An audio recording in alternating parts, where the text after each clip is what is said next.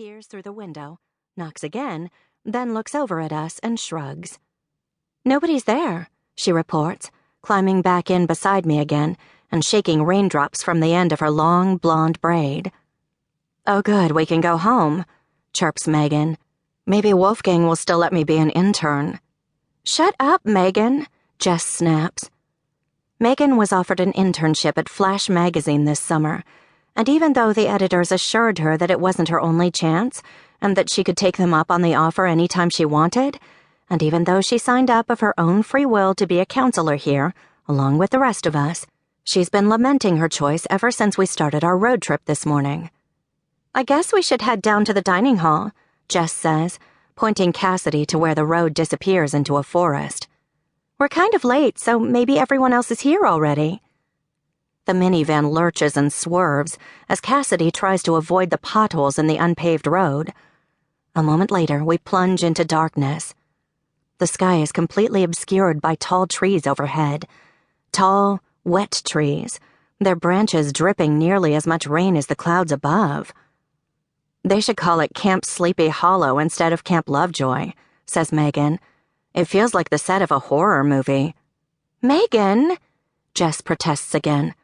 Her face is flushed. "Will you knock it off?" I reach over and pat her knee. She's my best friend in the whole world, and because I know her inside and out, I can tell she's just about had it. The thing is, though, Megan's got a point. It's only 4:30 in the afternoon, and it's the middle of summer, but this road is as dark and gloomy as something out of one of Grimm's fairy tales. I stare glumly out the window. This was supposed to be a fun adventure.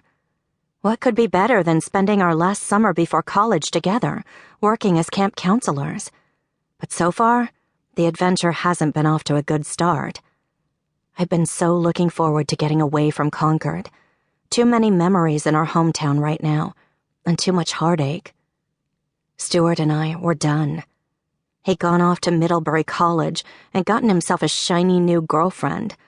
And even though we're technically still friends, it's been really hard seeing him around town all the time these last few weeks, which is pretty much inevitable, since he's Becca's brother, and the Chadwick family and my family live on the same street. Plus, Stuart got a summer job at Vanderhoff's Hardware, just a few doors down from Pies and Prejudice, and we've been crossing paths almost daily ever since he got home from Vermont.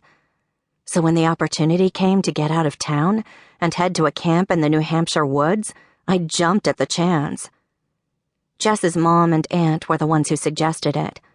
I guess they went here when they were kids, and Jess was a camper for a couple of summers, too.